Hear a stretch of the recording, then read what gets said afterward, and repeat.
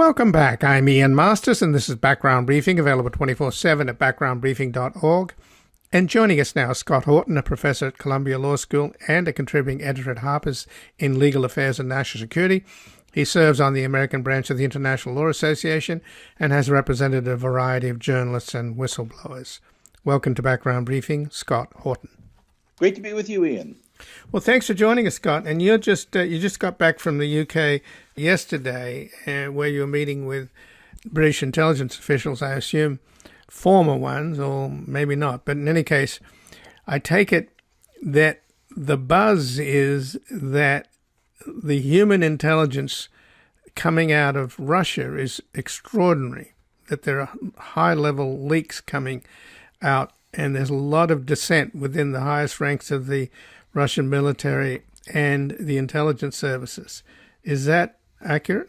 Yeah, that's quite accurate. I think we've seen a really dramatic turnaround in the way the U.S. and U.K. intelligence communities have dealt with this. In the past, the sort of tactical, detailed information about military operations that they get, they hold very closely. They don't share with the public. And in this case, both the UK and the US at roughly the same time made a decision to spurn that past practice and instead go public in almost real time with quite detailed intelligence about Putin's plans with respect to Ukraine, and to make very harsh accusations against him and his government based on that intelligence. And I think as it began, there was certainly a good deal of skepticism about this. I mean, a lot of people recalling the early days of the Iraq controversy and the claims of mushroom clouds and things like that, which proved to be completely false.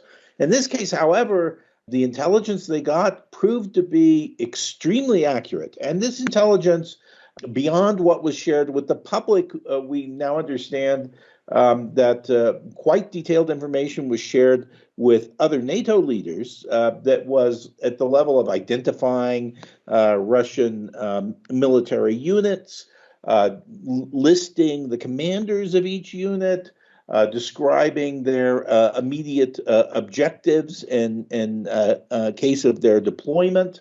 Talking about political plans that were put alongside the military plans and so forth. And now, one day into the operation, it appears that all this intelligence was accurate.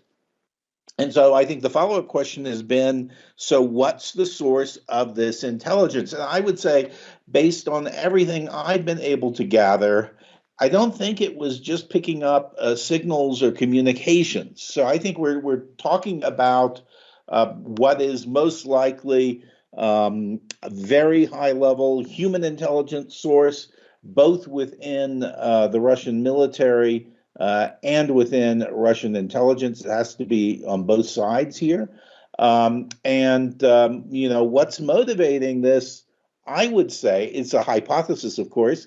I would say it looks like people very high up and both sides, that is the military and the intelligence side, did not approve of this invasion of Ukraine and were releasing information to the West as part of an effort to derail it. And today, of course, we see that an assassination squad was sent to take down Ukrainian President Zelensky. It was intercepted. The members of the squad were assassinated, and the Ukrainian military announced after doing this that they had received leaked intelligence from the Russians about this squad and its objective, and that's what enabled them to stop it. So this is the first time I think we've seen military authorities actually point a finger at leaks coming from very, very high levels in Russia. So it's quite an amazing development. And what you're telling us about, Scott, is that Alexei Danilov, the Secretary of Ukraine's National Security and Defense Council, broadcast this information on Ukrainian TV, how they referred to them as a unit of Kadyrovites, That's Kadyrov being the Chechen warlord. This elite Chechen special forces, they're sent in to Kyiv to kill Zelensky, and that Ukrainian officials were informed by Russia's Federal Security Service, the FSB, and the information was used to kill. There were two squads. I know they killed one. They say they're in the process of killing the other squad of Kadyrovites, right?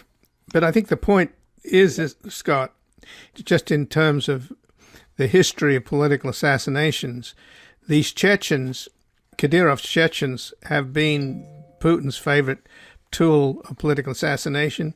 Anna Politkovskaya of Novaya Gazeta, then also Boris Nemtsov, right there in front of the Kremlin, and a couple of targets in West Germany.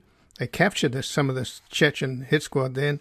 I think there's quite a few other cases, haven't they? So that's exactly the right. connection between Putin and using Kadyrov as a cutout is pretty clear, isn't it? Yes, Kadyrov has basically run an assassinations bureau for Putin. That's been clear for quite some time. And it's not battlefield and war scenario for the most part. I mean, it has been hit his political enemies inside Russia, in the near abroad countries of the former Soviet Union. There have been a large number of assassinations that have occurred in Ukraine as well, and all across Europe.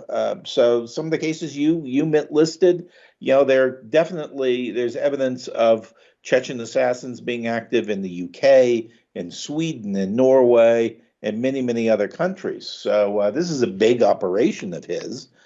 And, what does it take to get a senior intelligence officer to blow the whistle on an operation of this sort as it's running? That's a pretty amazing thing. And again, I'm speaking with Scott Horton, who is a professor at Columbia Law School and a contributing editor at Harper's in Legal Affairs and National Security. He serves on the American branch of the International Law Association and has represented a variety of journalists and whistleblowers. Well, our earlier segment, just preceding you, Scott, we were talking about Putin's sanity, frankly. I mean, it shouldn't be a surprise to people that a lot of tyrants in history have proved to be insane, like Hitler. But we just had a president who's manifestly insane, Donald Trump. And there was a concern towards the end of his tenure because, as we learned subsequently, he refused to accept defeat and has basically taken over the GOP and is trying to make a comeback in 2024. So it's not entirely surprising that Putin's mental health should be questioned, and it should be. And he's got 5,000 nuclear weapons at his fingertip, and he's so unbelievably ruthless. I for the life of me, I don't understand how there could be any apologists for Putin in the West, given his history of using the most hideous forms of brutality. First of all, he came to power. He came to power via a honey trap video of his political opponent, the prosecutor general, set him up with a couple of hookers, and then he blew up a bunch of apartment buildings on the outside of Moscow, killing about 300 innocent Russians. That's how he got into the Chechen war. And then he flattened Grozny, which is what he's doing now with Ukraine, just indiscriminate bombing of civilian targets. And then, of course, there was attempted Chechen takeover of the theater in Moscow, where the FSB pumped in an aerosol version of fentanyl. And, they let all these innocent Russians die because they didn't have any Narcan on hand to revive them all, because the gas was classified by Putin, and Putin ran the operation. So that gives you an idea of how little he cares about his own people. So it shouldn't be a surprise about what he's doing to the Ukrainian people. I think all that's correct. And in fact, you give this long list of things that he did before, which, of course, people who've studied it know, but you rarely heard any reference to any of this by American officials until Tony Blinken gave his UN speech, and then it all came out, listed item by item, pretty much just as you have done it. I think the evidence for all of this is extremely clear. And of course, what we don't know is what went on behind the scenes in the formulation of the invasion plans for Ukraine and what sort of objections he faced. Although it's clear enough that this plan formulation went on over a period of many months. It wasn't days, it wasn't weeks, it was protracted. And I think now it's also quite clear that there were many people, both in the general staff and in the intelligence services, who thought this was an extremely foolish thing to do and who raised objections. So, that's an important background fact here. And if they didn't approve of it, they think it's foolish. They now see it not succeeding. You've got to think that this undermines Putin's position in Russia today. So can they do an intervention now before it's too late? Because, Fiona Hill suggested in an interview in Politico that Putin is perfectly capable of using a nuclear weapon. Well, Ian, today is actually the anniversary of the death of Stalin. And as all this goes on, I keep thinking of that and thinking of that under the heading of interventions. How exactly did Stalin die? We still don't know.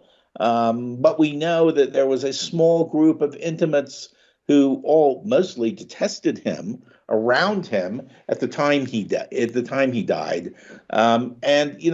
I think that's a scenario that could very easily repeat itself, and it would be appropriate in some ways since Putin has decided to model his own reign in Russia on that of Joseph Stalin. Well, how much does he have a hardcore support then in the war in Ukraine? I mean, we know that the conscripts, a lot of them didn't even know that they were going to war, and many have been captured, and they're not really particularly enthusiastic about fighting their brothers and cousins and fellow Slavs. So, this is a war that's happening because of one man, and this was pointed out today in the United Nations by the U.S. representative, that this whole, and of course the General Assembly voted overwhelmingly to condemn Putin. This is all happening because of one man. But what kind of support does this one man have, do you think? And can they pull off a military victory? If they don't in Ukraine, then you really know that Putin's in trouble. If he pulls off a military victory, you also know he'll be in trouble because he won't be able to occupy the country. So I don't see any way that this is going to get better for Putin. No, I think his situation is dire right now. And it's not just the military side. It's not just that he has people who don't trust him or don't respect his judgment at very senior echelons in his national security state. It's also that, he's surrounded by a circle of, let's say, 3 or 4 dozen oligarchs who he is allowed to amass huge fortunes, who are all seeing their fortunes simply evaporate right now. I think most of them have probably lost half their fortunes right now. Given another week, they'll probably lose most of the rest too. The sanctions targeting them have hardly begun. So he's surrounded himself now with people he can't trust. And that's, I think, a difficult situation for him. We'll just see how long he lasts. Well, just in closing, is it possible that he has some terminal illness? I know he's got serious back problems, but the frightening prospect is that this is a man who's facing his own death and is going to take the rest of us down with him. Well, I'm not qualified to answer those questions because I'm not a psychiatrist, nor do I have any health degrees. But I would just say, as a layperson, just looking at him and the way he behaved in that National Security Council meeting, which was broadcast, it was chilling. And his face just looks odd. It doesn't look like it's just aging. It looks like there's something the matter with him. Yeah, he's taking steroids. So, something like that. Producing these sort of bulbous protrusions in part, or Botox or something. I don't know. And then the way he behaved with his underlings there was, I think from his perspective, perhaps a demonstration of his power and authority. But I think to many watching it, it would suggest mental illness. Well, Scott Horton, I thank you very much for joining us here today. My pleasure. And again, I'm speaking with Scott Horton, who's a professor at Columbia Law School and a contributing editor at Harper's in Legal Affairs and National Security. He serves on the American branch of the International Law Association and has represented a variety of journalists and whistleblowers.